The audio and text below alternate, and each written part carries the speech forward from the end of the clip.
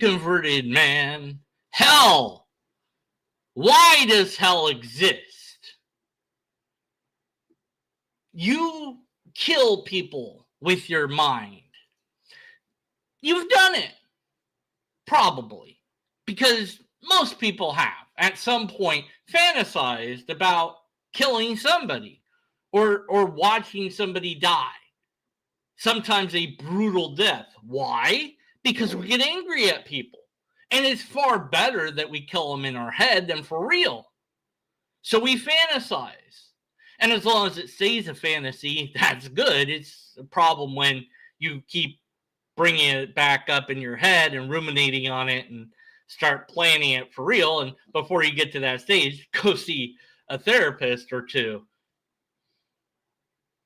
But we kill people in our brain, in our head, so to speak. We pretend that they've died or that we killed them. When I was young, I used to, quote, curse people, end quote, with this bizarre curse where they'd live to be an old man and they'd grow this long gray beard and it would get caught under the wheel of a steamroller. Why? I don't know. I thought it was funny. But I was killing them with my mind. And see, I put it long away. That way I couldn't say that, I couldn't see that it didn't work, right? So I could pretend that it was really a real curse, right? And so I could pretend that this would happen to them. And at some point in time, if a whole bunch of people start getting killed by steamrollers, you know who's to blame. But they specifically have long gray beards that get caught under the wheel and then get crushed by the steamroller. So why hell exists, quote unquote, because hell doesn't exist for real, but people sure believe that it does. Here's a comment I got, or that was posted a month ago as an example of this. And this was on the conversation I had with Sean. And so, he put it on his channel. And, I also had it on my channel. You two will be in for a serious, nice treat before the judgment seat of Christ. It is okay that you don't believe this. You are not meant to until it's too late. Unless, of course, you repent, which is most unlikely. Isn't that nice? Isn't that so sweet? We're going to get a nice treat. Well, that sounds good, right? Oh, wait. No, this is sarcasm. You're in for a nice treat. Here comes the electric chair. And we don't taunt like that. Even to death row people, they don't get taunted by the guards that escort them to death row, to the final destination of death row. We treat them with some dignity and some respect. Certainly, we are very careful because many people do what's called dance, where they try, to escape. So we don't do this but boy, we sure used to, didn't we? We used to hang people and publicly execute them, guillotine, other ways. But now the executions are quiet affairs. You can go watch an execution, but you have to sign up to do so. I don't know why you would unless you're connected to it, but, you can, I think. But you have to find a place that kills people legally, has the death penalty, and find out when they're doing it and all that. You can even get paid to be one of the people that flip a switch. I think it's a low amount, too. It's like $50 or something ridiculous. It's like, why so low of an amount? Like, I don't know, but, But the point is, when we really kill people for real, we don't need to mock them before doing so because, well, they're about to get punished. But we did and sometimes do mock people before we kill them. Especially people that we're angry at. People that have hurt us emotionally or physically or both. That person deserves to get hurt. But it's not just good enough to kill them, because then their suffering is over. And that's the problem, is you don't want your enemy to stop suffering. You want to keep having them suffer over and over again. But you can fantasize about that. But then you feel bad because, well, hopefully you feel bad, because of course you should feel bad, because you shouldn't feel good about torturing someone, even in your mind. But for a dark moment, it's like it's a relief. It's like, okay, I've tortured them in my head. I killed them in my mind. And now I don't have to do it for real, first of all. And secondly, I feel a little bit better because they got what they deserved, at least in a fantasy. Far better if it wasn't me torturing them. So in my fantasy, somebody else is torturing them and I'm just observing.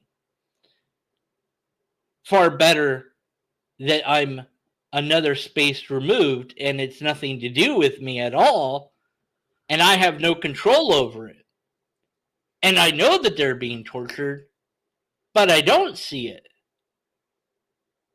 But I know that they're getting it. And doesn't that make me feel superior, knowing that they got what's coming to them and they're going to keep getting it forever? They're going to keep being tortured somehow forever. They're never going to die. They're never going to be released from agony. Ooh, that's a good punishment. They deserve that because they dared to offend me in some way, shape, or form. Who are they offending, though, when it comes to hell? God, the mighty God of the universe, who is so petty that it's not that you called him a poopy brain. It's not that you insulted him and his mother and the horse that he rode in on. It's not that you kicked him and punched him and hit him. No. Although maybe you did those things. Although even if you did, it's God, so you can't hurt it. But you can hurt God's feelings by not believing in God. That's unacceptable. That deserves eternal torment. How dare you not believe in me? Also worship and love me. But mostly believe in me. Because, obviously, worshiping and love me, you have to believe in me to do those things. But how dare you? You have offended me. And the believer in hell will rationalize this in many ways. It's divine justice. Well, God, you don't want anything to do with God, so God's not going to force you to be there with it. So it's going to put you over here in torment. Well, it's not that bad of a torment. It's there's kind of a purgatory, or there's a time you can actually get out of hell. There's a plan, or what, it's not really hell. It's just you're dead, for real dead. Like you're dead. Like you die, you thought you were dead, but you're not actually dead. You get to see God. God's like, oh, you were wrong. And you're like, okay, cool. Now I can talk to you. No, sorry, you were wrong. Now you get to die for real forever. Wait, no, but okay, well, too late. You're dead. Oh, because you dared to not believe in it, so you get punished. Because that is killing people with your mind.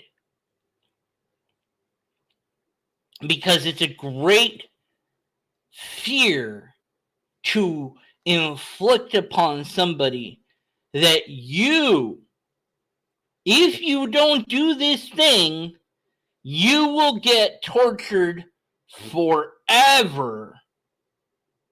That's pretty scary if you can trick somebody into believing it. The devil's greatest trick was to convince people that it existed and that hell existed. And the actual devil is the God. Because the God made the evil. It made the system. It made everything. The God is not a good God. It is not a God of justice. It is an evil, petty God that you have to kiss its butt and pretend that it's good and convince yourself that it's good. Because no loving God would have a hell. Hell is an invention of humans, probably by the early church, to control people. But why it exists? Because the church realized that killing people with your mind is very powerful. It's something that we humans do and engage in, but we also aren't satisfied with killing somebody in your head. It's not good enough. You need to torture them for as long as possible. And here in the real world, eventually they would die.